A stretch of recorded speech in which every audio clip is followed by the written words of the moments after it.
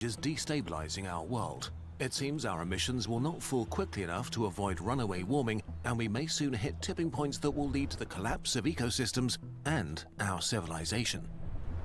While scientists, activists, and much of the younger generation urge action, it appears most politicians are not committed to doing anything meaningful, while the fossil fuel industry still works actively against change. It seems humanity can't overcome its greed and obsession with short-term profit and personal gain to save itself. And so for many, the future looks grim and hopeless. Wow. Young people feel particularly anxious and depressed. Instead of looking ahead to a lifetime of opportunity, they wonder if they will even have a future or if they should bring kids into this world. It's an age of doom and hopelessness, and giving up seems the only sensible thing to do. But that's not true. You are not doomed. Humanity is not xQc, doomed. did you hear about the secret trade which drop? What is the emote code to unlock the drop? I know you know the code. Is it red not coats? wrong. Still Despite right the there? seriousness of the situation, for years positive trends have accumulated, and there is finally some good news and a clear path towards our collective climate goals. Welcome to our TED Talk. Please watch this video to the end. Check out our detailed sources afterwards to learn more. Okay, let's start with the scariest things. Cancelling the apocalypse. Uh-oh. Some of the most widely shared stories about climate change are that it is an existential threat, the end of human civilization, and maybe even our own extinction event, and that it's basically unavoidable now. But what does science actually say? As of 2022, the global average temperature has risen 1.2 degrees Celsius compared to pre-industrial times. Limiting warming to Guys, it's the question, okay? Because I don't know nothing about it, guys. Everybody knows that I'm not a denier of the climate change. People were saying that if you, when you scale this up backwards, there are times where things go up and then they go down or whatever, right? People always a coincidence. I know it's not, but does that have any validity or not? That there are times and eras where things go up because of whatever, and then it goes down. And if you reel back the before 1880, you go way back. 1.2 degrees Sammy? Celsius compared to pre-industrial times. Limiting warming to 1.5 degrees was the most ambitious goal of the Paris Agreement, but we are not likely to meet it. Already with the warming we have today, hot places will get hotter, wet places wetter, and the risk and strength of extreme weather events increase significantly. Warming beyond 2 degrees makes all of these extremes more extreme. Extreme weather events more common, with more ecosystems under major pressure. Some will not survive. At 3 degrees, significant parts of Earth, especially in developing countries, might become unable to feed their populations. Heat waves will become a major global issue. Large-scale natural systems will break down. The scale and frequency of hurricanes, fires, and droughts will further increase and cause trillions in damage. Poor regions and subsistence farmers will be hit the hardest. Hundreds of millions of people will need to leave their homes. In the 4 to 8 degree range, the apocalypse begins. The hothouse Earth, where things change so quickly that it may become unable to support our large human population, and billions may perish, leaving the rest on a hostile alien planet. A decade ago, for lack of action and perspective, many scientists assumed a 4+ degree world was our future, and a lot of public communication focused on exactly this future path. Luckily, it's much less likely that this version of the apocalypse will come to pass. If current climate policies stagnate, we're likely to end up with warming of around 3 degrees Celsius by 2100. Which is Yes, scary Chad, I got and noticed tragic by and xQc. He timed me out. Let's go. far from acceptable. But this is actually good news. How? In the last decade, we've seen enough progress that most scientists now think that we have likely avoided apocalyptic climate change. Although substantial risk still remains, we can pretty confidently say that humanity isn't going anywhere. Civilization might have to change, but it will endure. Which begs the question, what has changed over the last 10 years, and is this really good news? The invisible shift. You probably know this story. The last decade has been an immense failure for climate policies around the world. Instead of passing comprehensive binding bills that would Guys, mean For more Guys, people than guys. you know xQcL. Guys, I feel like anytime that Fake. there's something that is like, oh, guys, let's all agree to slow down this and that. All other people here is like, oh, if they're gonna slow down, well, we'll accelerate and we're gonna go past them. So, guys, is this a bad take to feel that the world is so competitive that anytime that there's some sort of agreement that people just slow down and chill, whatever, other people will just see it as like an opportunity to go faster and go past them, and then fuck it, dude, boom, boom, boom, boom, and it's why nobody wants to do anything. meaningfully reduce emissions, we mostly did nothing. A lost decade with one negative record after another. And this story is true, and it's one reason why so many people are giving up. But it is not the whole picture. Despite the lack of climate policies and ongoing lobbying and misinformation campaigns from the fossil fuel industries, there was a lot of progress. Let's go back 20 years to see why today is so different. Between 2000 and 2010, greenhouse gas emissions had grown by 24%, 3 times as much as the increase in the previous decade. Subsidies for fossil fuels aimed at promoting economic growth caused a colossal increase in their... Guys, I think it's a good parallel to talk about. Guys, is this a good parallel? Guys, if I say that, you know, just like in the wars and like in the treaties that people say in terms of war, was like, oh, dude, don't use this, don't use that. You can't do this, you can't do that, right? Well, technically, other countries say, oh, dude, oh yeah, sure. If they can do that, that makes them weak because then we can use it, right? And then it kind of becomes like this. Consumption. For developing countries like peace China and treaties or India, whatever, it's coal like was the cheapest fuel for growth, while rich countries showed little interest in changing Mods, just turn shit out. It's so fucking their annoying. ways. In 2010, many people expected these trends to continue. Instead of decreasing fossil fuel use, its consumption would I just knew rise. that shit. It's so annoying. The next decade turned out to be very different, though. First of all, coal burning in developing countries like India has slowed down or leveled off, like in China, and it's plummeted in rich countries like the UK and US. Since 2015, 3/4 of planned coal plants have been cancelled, and 44 countries have committed to stop building them. 10 years ago, that would have seemed like wishful thinking, but today we can say with confidence, coal is dying. It's just not competitive anymore, because technologies we thought would remain expensive matured rapidly instead. Renewable electricity has shown explosive progress. In a mere decade, wind energy got 3 times cheaper. Solar electricity is now 10 times cheaper. Oh wow. Cheaper than coal or any other fossil fuel burning power plant, despite the massive subsidies and global infrastructure propping up fossil fuels. 24 This guy says, yeah, chat, people losing jobs is so pog. Okay. When in times of change, okay, there's always a sacrifice to be made. When you experience change, that's just what's gonna happen.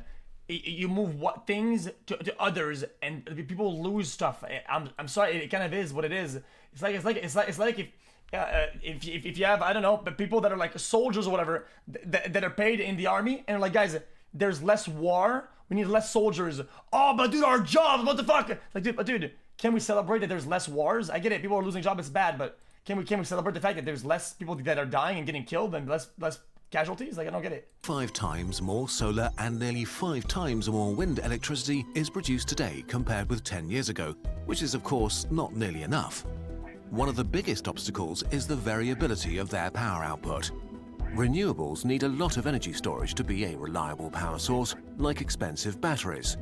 Amazingly, battery prices have decreased by 97% in the past 30 years, 60% in the last decade alone, which will serve all kinds of green technology like electric cars. How is it a millionaire take? Guys, I was very broke before. I was in debt. I got kicked out of my house at 18. I had to find jobs. Motherfucker, I created opportunity for myself. Motherfucker, guys, how many times did I have to tell you? Okay, I had real jobs. Motherfucker, I was a janitor in a fucking factory at 18. I was making $23.50. That's not bad at all. That's decent. It's pretty good. Motherfucker. Okay, You might say, well, that's won't great, get this away from but me, didn't man. Kurzgesagt's last climate video say that while wind and solar are nice, we need nothing less than a fundamental transition of our global industrial system? Yes, but luckily the shift goes beyond just the energy sector. Throughout the economy, people are working on improving... Yeah, 250 is fucking busting. It was a lot of money. Yeah, I got lucky. Okay, I got lucky. at first, I got a job for some projects or whatever. Okay, while I was cleaning up some vents and some bullshit and some projects, and they're like, dude, janitor got fired or some shit like that. Janitor quit or something like that. We need a janitor. Can you do janitor? I said, dude, fuck it, I'll do janitor. I had to learn janitor. I fucking loved it. It was a lot of fun. Okay, yeah, and honestly, dude, maybe if I did a janitor for a long time, I wouldn't enjoy it anymore. But I actually enjoyed it. Okay, I put my headphones on, put my hard hat because it was in a factory. Okay, and I would just go around with my cart, playing music, cleaning up stuff, going through the machines. It was fun. I enjoyed it. Moving current technology to lower emissions. We're rapidly replacing old incandescent light bulbs with LEDs that are 10 times more efficient. In 2020, about 7 out of 10 new cars in Norway were electric or hybrid. In 2021, it was already 8 out of 10. And the list goes on, from electric heating and better insulation to ships traveling at half speed to save fuel. Wherever you look, you find scientists, engineers, and entrepreneurs trying to solve some aspect of climate change. In Wait, can I go back a little bit? 10. Electric or hybrid. In 2021, it was wow. already 8 out of 10. And the list goes on, from electric heating and better insulation to ships traveling at half speed to save fuel. Wherever you look, you find scientists, engineers, and entrepreneurs trying to solve some aspect of climate change. Enormous amounts of human ingenuity are being brought to bear on this problem, with more and more people deciding to prioritize preventing rapid climate change. Solutions for low-carbon production of cement, electronics, and steel, and innovations like artificial meat and carbon capture are in the works. The more of these technologies we deploy, the cheaper new and better technology gets. The cheaper they get, the more people use them. Guys, it's disgusting, chat, but meat it's very taxing on the environment. It's just incredibly taxing. It is what it is. We can see the impact already. The domestic CO2 output of rich countries is falling without a major recession. Since the year 2000, the EU as a whole shows a 21% decrease, Italy 28%, the UK 35%, Denmark 43%.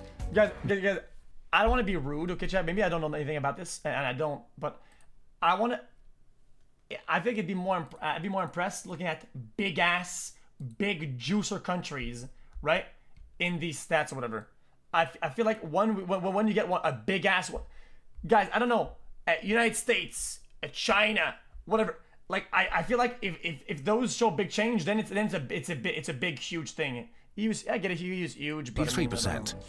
But the best news may be that emissions are no longer necessarily coupled with the economic growth. In the past, this was an inconvenient truth. To get richer, you had to emit more, which led to fierce arguments between developing and developed countries about the fairness of reducing emissions while their populations were still poor.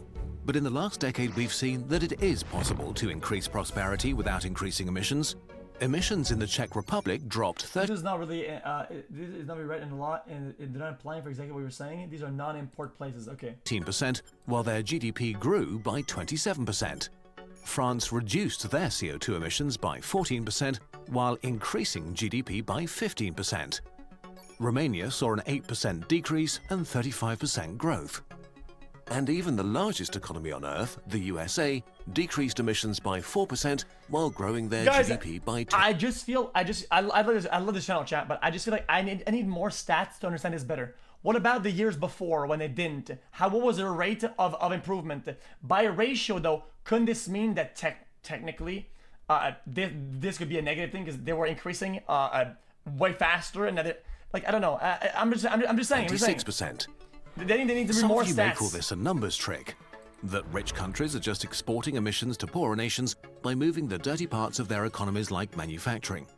But even when we account for all of our imported goods, the numbers still look positive. It's no longer a matter of having to choose between prosperity and the climate, as it seemed to be a decade ago.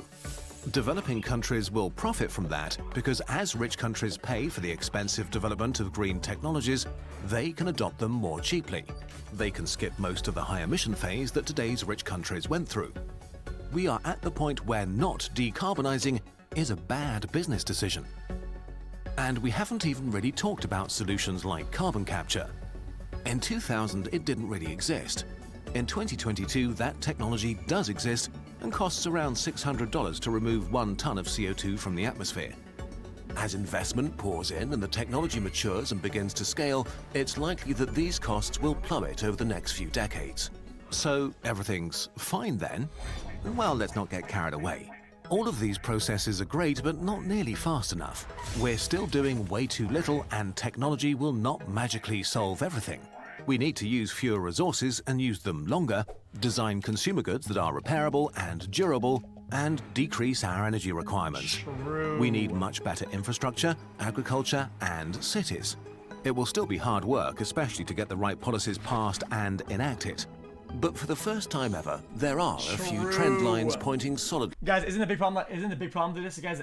Planned obsolescence or building things that you know will either break or become obsolete, and you literally envision obsolescence to create more juicer next time, and it's just fucking everybody over, dude. In the right direction. And now imagine if all of this was achieved without proper financial and political support, and despite fossil fuel lobbying. Just think what humanity can do when climate change finally gets the political attention and funding it needs. So is it okay to feel hopeful again? The situation is still dire and serious. Guys, something called planned obsolescence. It's a good concept. I don't know if I'm being like a tinfoil hat Andy. You can Google it. It's like building things that are meant to break after some amount of time that wouldn't normally break if you build it correctly. It's like purposefully about to break bullshit, literally. Or things that will become obsolete and you know for a fact because you know you're gonna make another one, maybe you're gonna have to buy it. It's just like, it's a concept. What's the point of focusing on this side of the story? The trap of hopelessness. Climate change can feel overwhelming and make your future seem bleak. The sadness and hopelessness that many— Stop saying Android! Android is an operating system. It is not a product. You dumb fuck. It is an operating system. It's a piece of fucking software. It's not a fucking piece of plastic. I'm gonna go buy an Android today. Holy fuck, why are Apple so fucking stupid? People feel is real and very destructive because it causes apathy. Apathy that is only serving the fossil fuel industry that is still delaying change however it can. In a sense, they have weaponized hopelessness. We are now in Phase 4 in the public debate about rapid climate change action. Phase 1 was, climate change is not real. Phase 2 was, climate change is real, but not caused by humans. Phase 3 was, climate change may be caused by humans, but it's not that bad. Phase 4 is, climate change is no longer avoidable. We are doomed, and it doesn't matter what we do. If we want the world to change, we first need to believe that change is possible. And we have an abundance of evidence that it is. Changes to our industrial system are gaining momentum. Technology gets better and cheaper. Climate change has become a key issue in most free elections. As more and more younger people move into influential positions, they prioritize climate change and work on new solutions. In 2022, most governments not only acknowledge it, but set their own net zero goals in democratic and autocratic countries. The results of years of fighting a steep uphill battle are now clearly visible.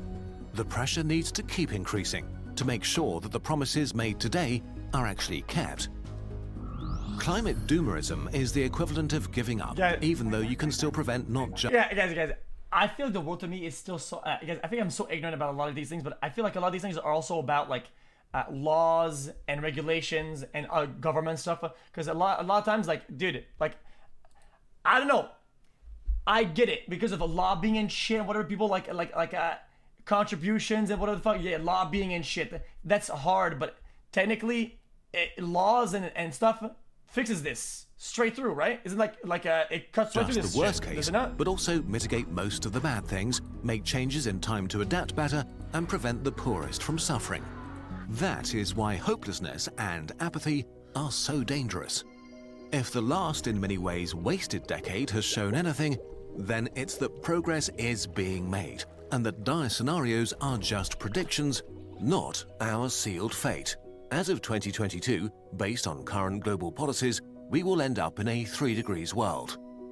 Now it's our job to yet again prove the predictions wrong, despite how serious and urgent things are. To turn that 3 degrees into a 2 degrees, and then see where we can go from there. For that, we need hope. And we hope we gave you that today, at least a little. That you feel that things are serious, but also that you have a future. That you can have kids without dooming them or the world. That taking action today is worth it.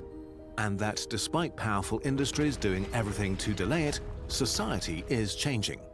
If you need a more concrete roadmap of what you can do personally, we're working on a follow-up video to talk about that in greater detail. Cool. Doomerism, inactivity, and weaponized hopelessness are the only trump cards left for the powers that don't. I feel like doomerism is also kind of knowing that your impact is so small compared to all this fucking scum fuckery happening that Want it's like, change. It makes you kind of Don't let go them into win. despair. We're still excited about the future, and we think one of the best things you can do to keep your optimism and curiosity up is to learn new things. If you don't know where to start, our friends from Brilliant.org have got you covered. Brilliant makes maths and science accessible and fun with a hands-on approach. More than 60 interactive courses like The Joy of Problem Solving or Scientific Thinking give you the tools to crack problems in maths, science, and computer science that are all designed to get your intuition going and give you plenty. Guys, last time, you guys remember it, boys? You guys remember, right? Yeah, this is a good video, by the way. I enjoyed it a lot. Yeah, I'll link it in the chat. Give him the credit for it.